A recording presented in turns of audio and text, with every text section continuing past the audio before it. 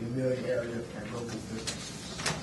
Once they decide how they're going to handle that, I'm going to try to farm little Amelia police propaganda in there, offering our services and directing them to other various things about governmental agencies and things they can respond to for help. Last thing on the sheet is a month-by-month comparison between August of 2010 and August of 2011, showing some of the different things like calls for service, case reports, citations, warnings, arrests, and such. That happened in 2010 when there were 9 officers working, twice the 2011 when there were 7 officers working. And that's down in there, the monthly police report. Thank you, Chief. Yes, sir. Any questions for Chief Wallace? How are the school issues going? Doing pretty good now. I think we got the Main Street knocked out pretty good. We started double stacking cars going into the school. It worked real good until today. We had probably a dozen more cars show up because of the rain. And even that impact was minimal. Officer Merle did have the opportunity to arrest one of the parents probably without putting too much out there. This fellow was coming down the road, he kept running into the car in front of him, trying to like nudging it. And it turned out he was a little under the weather, not by alcohol, trying to get a little heroin and marijuana the night before. So we were just going to pick up his kids. So that kind of tied us up there a little bit. Our next thing we're going to attack is trying to eliminate the Chapel Street backups and things. I think we might be able to work that way out here by the end of the week, hopefully. I think, too, I've been picking my son up at the church. Just found it's a whole lot better all the way around after waiting an hour and a half the first day. But the problem I see, too, and I don't know if we can get an officer there, but there's no crosswalk on Church coming from one side of the church to the other.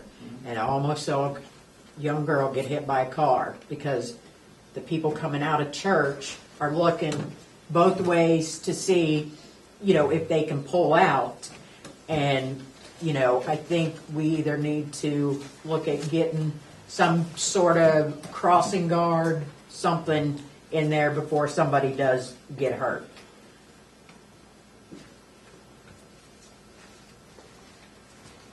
I'll see if the school's got anybody that can. Okay.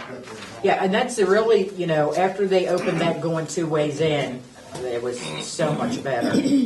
But yeah, that was my concern, mainly because there's no painted crosswalk. So cars are, they're blocking the road completely where the kids are walking. So, unless, I'll try to stop and let them cross as much as I can.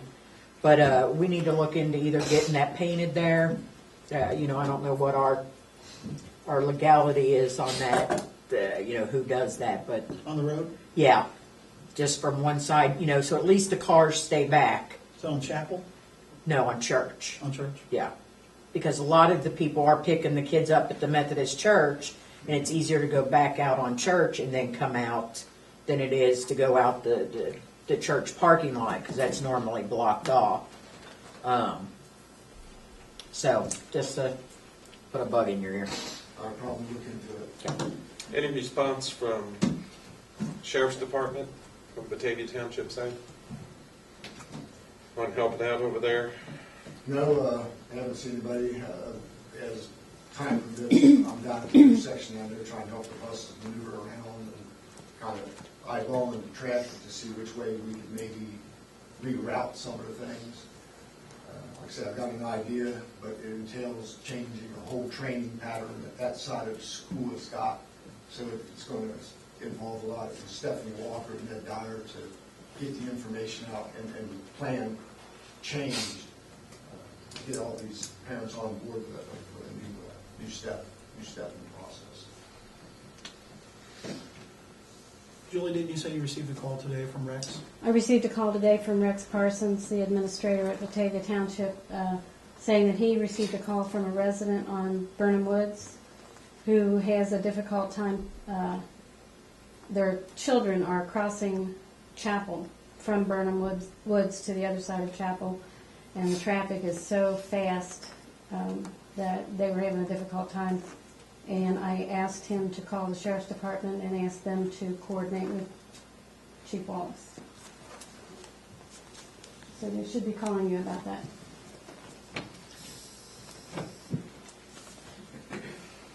Anybody have anything else for the chief?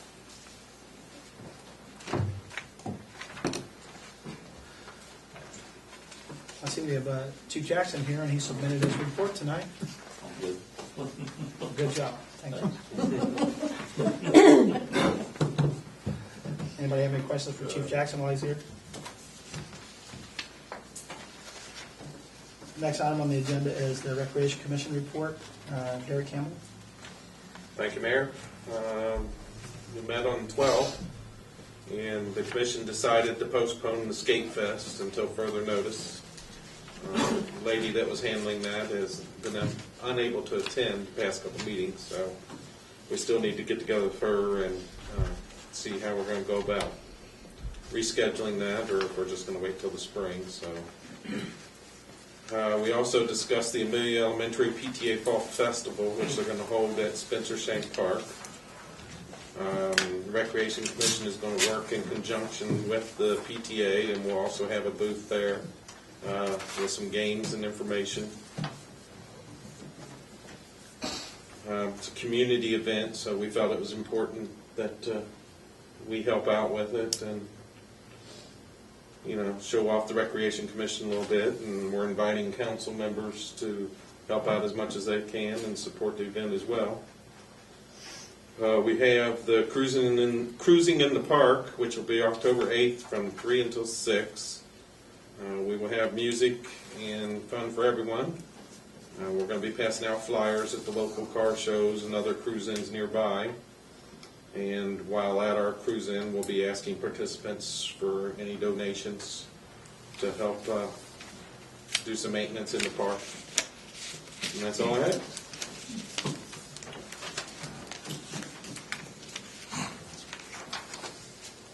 Any questions, comments for the Recreation Commission? Laura, is there any reason why the Recreation Commission can't be trying to drum up donations for the parks? At the PTA festival, is that what you're asking? At the cruise-in. At the cruising? We'll talk about it. I mean, there's parameters when we can do it. Okay. Next item on the agenda this evening is the approval of outstanding bills. Those bills on council's desk this evening.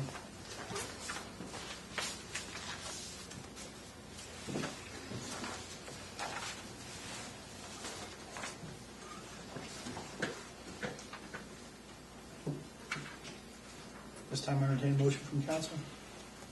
Motion to pay the bills. Second. Any discussion or questions? Can we get the date put back on there? Is that what? Oh, never mind. We got 2 pages. I see now. I got it. Is that the dates? It's the dates on the second page for them.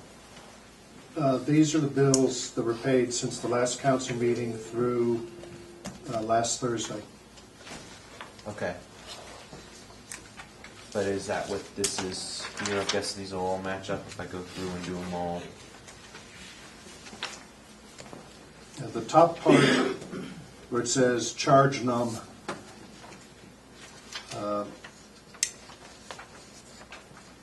those are payments made directly through the bank. No check is issued. It's ACH or EFT, whichever you want to call it. Okay. Then the others are actual paper warrants that were issued to the payees. Kevin, I think what he's trying to ask. Yeah, you- that's what's gonna. I was going to say. I don't want to finish. I was going to say we used to have 4 columns. One was the date it was actually paid. Yeah, that's- Next, you gave us the If check you- number. You know, what happens, if I had set it up to print out so you'd have that information, you would all be complaining of eye strain. Well, no, I But just basically, the first page, it starts out with charge number 132,211, yeah, I matches up with the page that starts out with adjustment for UAN calculation error. Yeah, some of the names had changed. But I just noticed when I was talking to you, I held the two up next to each other, and they matched up perfectly. That's why I asked. Is that so? If I got my Scotch tape out, I'd get the dates. Right. I got you. The one thing, just point of information, where I have UAN calculation errors and whatever. This shows up most often with the HSA payments. The village ordinance requires that each participant in the HSA get the same dollar amount contributed to their accounts. When the UAN calculates it, it does not calculate the same amount for each person, so we can be off by 2 or 3 cents.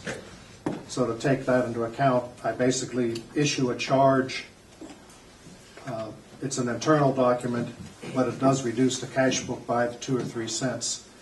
Occasionally, the calculations on the pensions, PRS and police and fire, the way the state agencies calculate the amounts due will differ from how the UAN is calculating them. So again, I have to make a 1 to 5 cent correction for the whole month. I guess what I'm asking is next time, can we take the ice train and get them all on one page? I'll certainly try.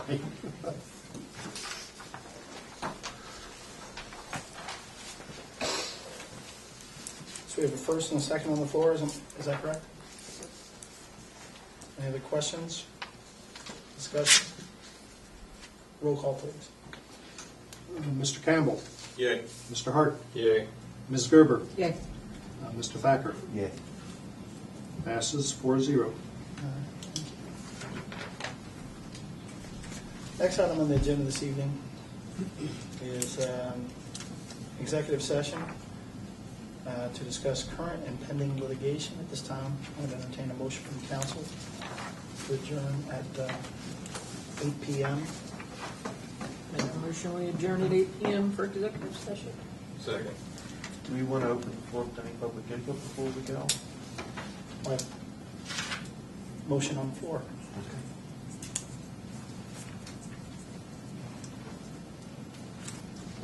Still in discussion mode.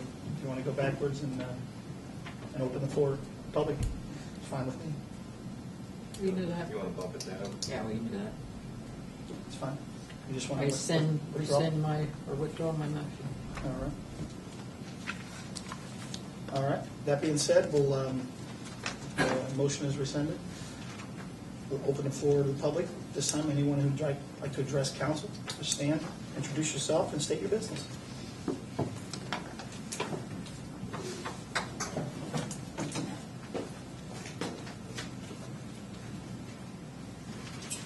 Good evening, Mayor and Council.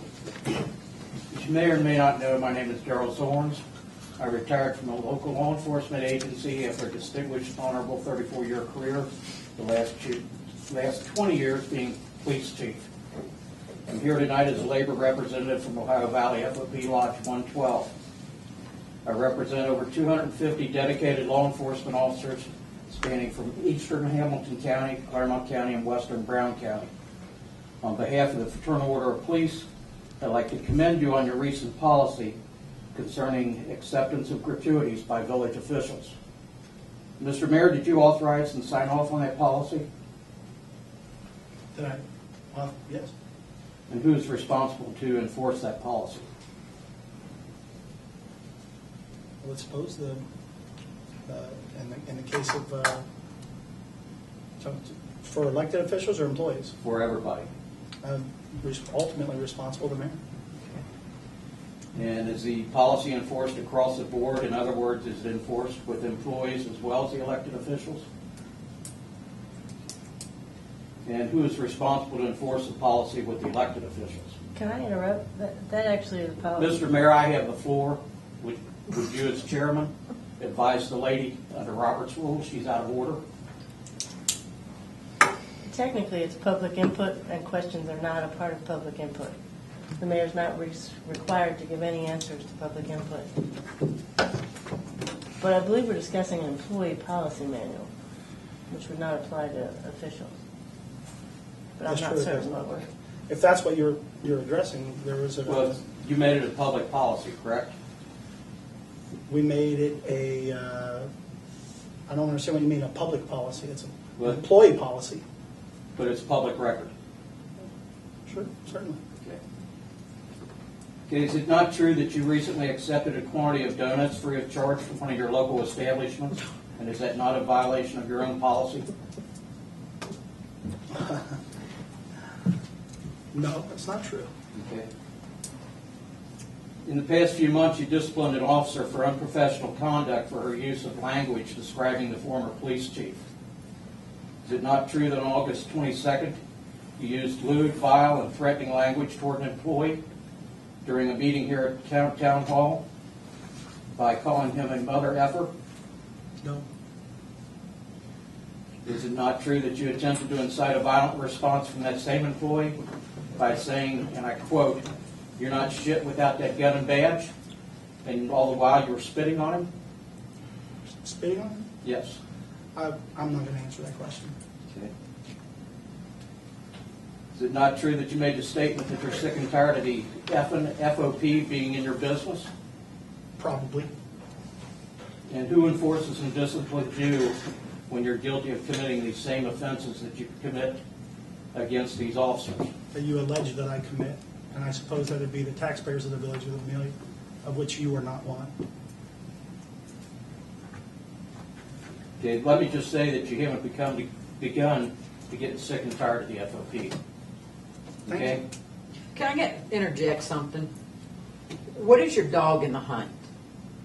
As far as I know, our officers aren't part of the union, if I'm not correct. But we represent them with the FOP. I understand that. Again, I'm going to ask the question, what is your dog in the hunt? Okay, as a result of your unprofessional conduct, Wait. This is I'm part- addressing the mayor. And now I'm addressing you. My question is what is your dog in the hunt? I represent these officers, But they're not part of the union. but they're part of the FOP. Do they all pay FOP dues? Yes, they do. Can I see that? No, it's not public record. Oh. Okay. The FOP has nothing that is public record. So how do I know that they do that then? Well, I'm here to represent them. Okay. Why would Again, I my question represent them if is they what weren't is your members? dog in the hunt? Why would I represent them if they weren't members? That's my question. I'm here representing our members. Okay, so you get third-hand information, and then you come up here and accuse our mayor of I doing just asked things. him the question. No, you accuse. Okay. It wasn't did you. You told him that's what he did. Okay. I said, is it not true? Either way, I see where this is totally irrelevant Okay. because you are not a police officer in an Amelia police officer. That's correct. Okay, then why don't they stand up and ask the Because question? I'm here as their representative. So through the are you FOP. their legal Through representative? through the FOP. So are you their legal No, I'm representative? not a lawyer. Then I'd have to defer to our lawyer on how that works. Because you're telling her she can't speak, but you're, No, I just, under Robert's rules, I had the floor, she and you have the floor, you can make a statement, but you're not going to stand up here and interrogate us. Okay. May I finish? Sure. Mr. Mayor, as a result of your unprofessional conduct, your lewd, crude, violent, threatened, unprofessional language used toward employees on several recent dates, Okay, that didn't sound like a question. That sounded like an I didn't ask the accusation. question. Oh, okay. I said, can I finish? Okay, you said you were asking Which has questions. created a hostile work environment. I'm here asking that you do the proper thing for the employees and the residents alike. Your unprofessional conduct and obvious ineptability to lead the village of Amelia prompts me to ask that you immediately step down, resign, and vacate the office of mayor. Thank you. Well, thank you so much. We have any other public input this evening? Yes, sir. Mayor and council members, my name's Harry Booz. It's my wife Phyllis. We live right up the road here. We've been here before. I've been trying to keep track. Watching YouTube. Fortunately, we don't have cable, so I can't watch all the meetings. On the nights the meetings happen, I'm usually working. I basically work 7 days a week, and mainly it's nights. Where's the village stand as far as sheriff's department versus Amelia police officers? Are we going to go with the sheriff's department? I mean, I just read a really Okay. long statement that indicates that we're not, okay. that's off the table. I mean, there's so many rumors out on the street that, of course, you hear, yes, they are, no, they're not. At one point in time, and I'm going to state, I'm trying to think of the words. Anyway, one point in time, I was on the bandwagon for disbanding the village of Amelia. And I was given wrong information. Even went as far as to put a sign in my front yard. I was given wrong information by the people that told me, come on, jump on our side.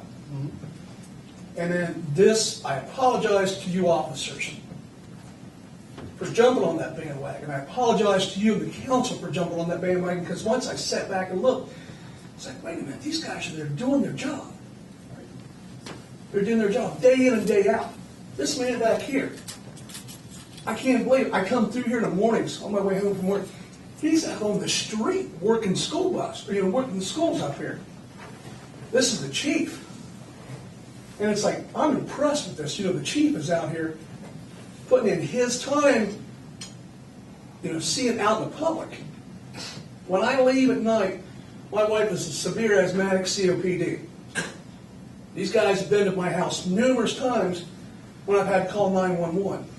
When I leave my house at night to go to work, I feel at ease knowing these guys are on duty. One, to protect her because I'm not home at night. I'm a dispatcher. I'm a nighttime dispatcher for a private ambulance service. And I have rapport with these officers. I have rapport with the Amelia Police Department. I have rapport with you guys. I just want to say, if it comes down to it, let's try to do what we can to keep this department. These guys know who I am. These guys know about my wife. These guys know how to get a hold of me. If I'm not there, the squad has to be called. I feel more comfortable with our village department than I am with the sheriff's department. And I want to thank you guys. Like I said, I apologize for my past. I apologize to you guys for my past because I was given wrong information. And I just want to thank you guys for being there when we need you. I want to thank you guys for being here. And that's just my input. 100%. I'm behind keeping the officers. Thank you. Thank you. I can, just for clarification purposes, there is no further discussion with the Claremont County Sheriff's Office with regard to contracting for police services. That offer is off the table. And as I stated in my mayor's report, it's back to business as usual. Any other public input this evening?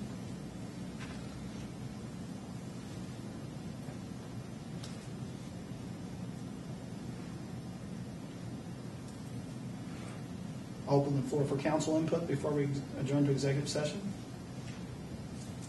I just want to say on your thing about, I don't think any of us up here thought that these officers weren't doing their job, which is why we were doing that, first and foremost. But, I mean, that's coming straight from us.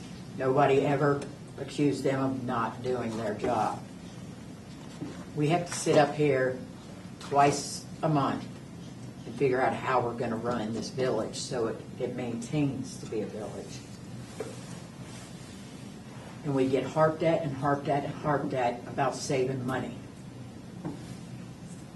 when we find a way to do that, we get harped at and harped at and harped at because we're not doing it the right way. I mean, I don't mean to interrupt, No. but there's nights that I'm home. Except I work 7 days a week. I have a full-time job in ambulance service. I have a part-time job at a local pizza shop. On the nights that I come home from the pizza shop and I'm sitting in my living room, it makes a person feel good knowing that you can see an officer I agree. come through Totally where I live agree. at, checking everything out. And I don't want, you to think that we would have thrown the village to a flyby operation as well. Right. I mean, this was a year's worth of work and looking into and what are the residents going to get? That was our main concern, is what were the residents going to get? What can we show them that they were going to get for the savings that we wanted to implement? Were we going to have the contact? They weren't just going to fly by. Derek did a lot of work on his own to make sure that everything that we wanted was going to be implemented into that contract. I mean, there were a lot of things, whether or not the police officers that we have were going to be the first to be chosen, to be interviewed. That was one of our very first questions, if I'm not mistaken, that we asked Sheriff Rodenberg. So don't, I don't mind being the bad guy. Oh, I want everybody to know that that was not our intention. The intention was, is what can we save? Because people come in here all the time asking us, what have you done? Where can you save us? And then we come up with $300,000, nobody wants to do it. So now we've got what we've got. So now here's the next thing that nobody said. Next year when we ask y'all for the police levy, don't everybody come up here screaming and yelling at me, because that's what it's going to take to maintain all the officers that you see every day. Something very important came out of it is, exercising the due diligence, what is out there, what can we do. It wasn't that we were going to do it, it's just here's our options. So we had to investigate all our options just to put everything together and see what we thought would be best for the village. And, every one of us up here said we wanted to keep our police department as our first choice. So, I mean, when I meet people, where do you live at? I live in Amelia. And the first words, home of the Keystone Cops. No, it's not.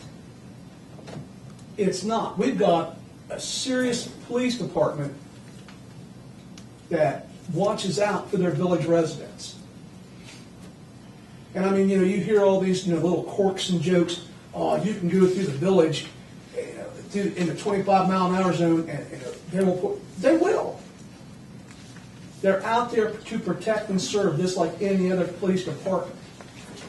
And that's what I like. And like I said, Chief Wallace, it just blew me away the other morning. I'm coming home from work, and I'm like, that's our chief standing out there, helping kids come into school and helping these cars come into school. And it's like, you don't see a lot of that in different villages and towns. You see more the chief sitting behind a desk while his other officers are out there working. And I mean, it makes me feel good, like I said, knowing I can leave my house at night at 5:30 at night. I don't get home until 8 o'clock the next morning, knowing that my wife is safe at home. Knowing if she has an asthma attack or something like that, these guys here are going to be there when I'm 35 miles away. I mean, that's what I like. I mean, anytime CJ Fed comes down through here, these guys are right there with him, 100%. And my biggest fear is if we do away with these guys and the sheriff's department takes over, we're not going to see a lot of the sheriff's department out helping when 911 is called. Because I know they have a lot of territory to cover, different officers. And just like I said, I'm at more ease knowing that these guys are here for us. And if the levy comes up, You got 2 votes right here. Say yay, keep them. Right here. I'm done, that's all I've got to say. Thank you. Well, I have something I want to say that, it's important to understand because, we weren't all for contracting with the sheriff. There are some of us up here that have stood very strong that we want to keep our police department. Everyone up here did start from the standpoint, yeah, we want to see how much money we can save. I mean, there were some savings there, but, it comes down to how significant savings they were. And they were all over the place. Pick your favorite number. I mean, and like I said, when it comes to saving money, nobody's harping at me. Doesn't bug me. Tell me where to cut. I'll be more than happy to cut there. I just thought I'd clear that up. Yeah, Mr. Booz, I would reiterate the same thing. Although it has gotten very personal, as though village council is somehow attacking its police department, and specifically me. That's simply not the case, and these numbers will tell you. We just went through these. We have a projected carryover balance to take us into 2012 of $71,000 for the police department. Okay? That's money that is paid into the police levy. It costs roughly, according to the fiscal officer, roughly $29,000 a month to run the department. Okay? We don't get any new revenue until late February, early March. So you've got $58,000 in expenses, and a best case scenario, and you got $71,000 to pay for it, and a best case scenario of receiving your revenue in late February and March. Now,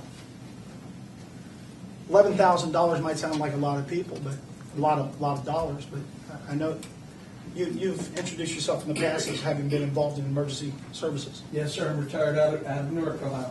You know as well as I could do, and you know as well as I do, that at any given time, an investigation could be launched that could absorb that $11,000 in no time. That is the reason for looking at the sheriff's office.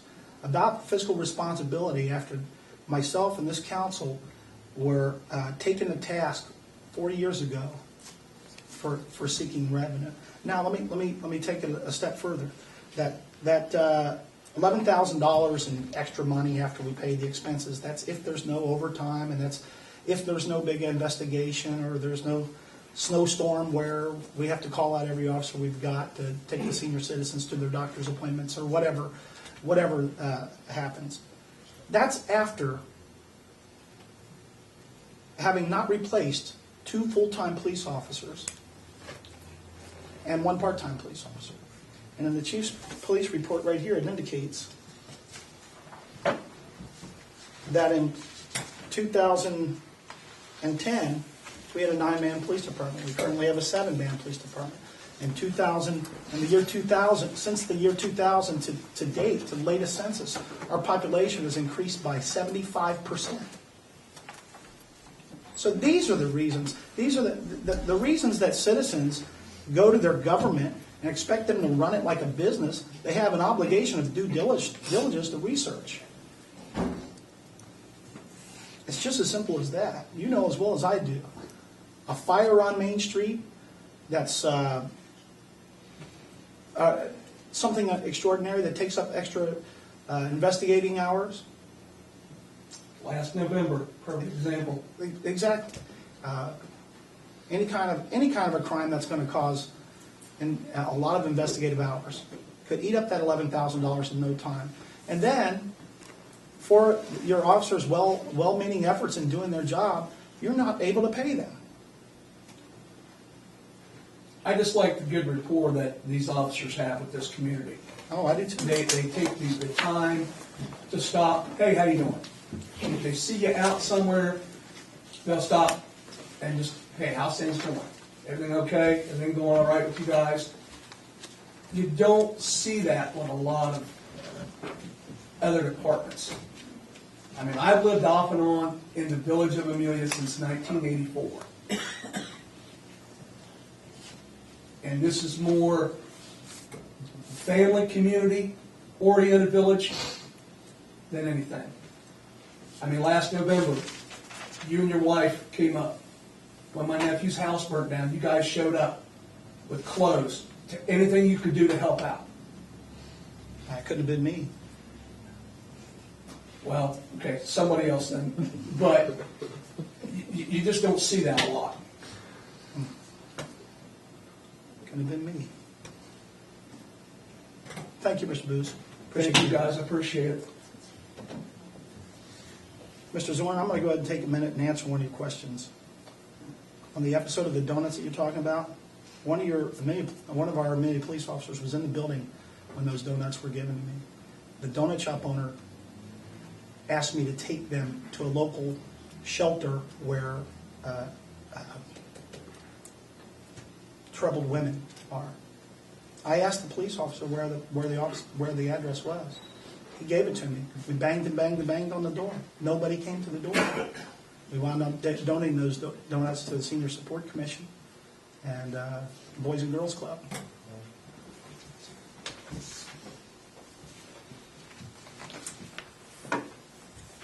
I'm a fat man, but I can't eat that many donuts.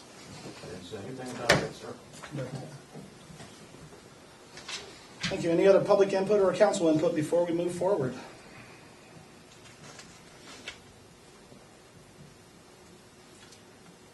This time, I entertain a motion at 8:25 to adjourn to executive session to discuss current and pending litigation. We'd ask the village solicitor to join us. Make a motion. Second. Discussion? Questions? Roll call. Mr. Campbell. Yeah. Mr. Hart. Yay. Ms. Gerber. Yeah. Mr. Thacker. Yay. Motion passes 4-0. Do a roll call, please. Mr. Campbell. Here. Mr. Hart. Here. Ms. Gerber. Here. Mr. Thacker. Here. Mr. Pollitt and Mr. Rosser are absent. Thank you. Next item on the agenda this evening is third reading on resolution R-2011-03. A resolution expressing intent to sell personal property not needed for public use is obsolete or unfit for the use for which it was acquired by internet auction. This will serve as a third reading. This time I would entertain a motion from council. I'll make a motion to approve. Okay. Discussion or questions? Roll call, please. Mr. Campbell. Yay. Mr. Hart. Yay. Ms. Gerber. Yay. Mr. Thacker. Yay. 4-0, 2 absent. This time I entertain a motion to adopt resolution number R-2011-03. So moved. Second. Discussion or questions? Roll call, please. Mr. Campbell. Yay. Mr. Hart. Yay. Ms. Gerber. Yay. Mr. Thacker. Yay. 4-0. Resolution R-2011-03 is adopted. Next item on the agenda, we'll just move through here. Since we've been gone for so long, we'll reopen the floor for public input if anyone would like to address council.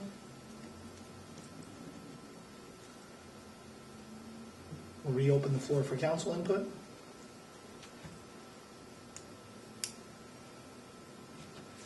Next council meeting, Monday, October 3rd, 2011, 7 p.m. Thank you very much. This time I entertain a motion to adjourn. So moved. Second. Discussion or questions? Roll call. Mr. Campbell. Yay. Mr. Hart. Yay. Ms. Gerber. Yay. Mr. Thacker. Yay. 4-0. Adjourn at 9:43 or 8:43 p.m. Thank you very much. That's right. What I was gonna say.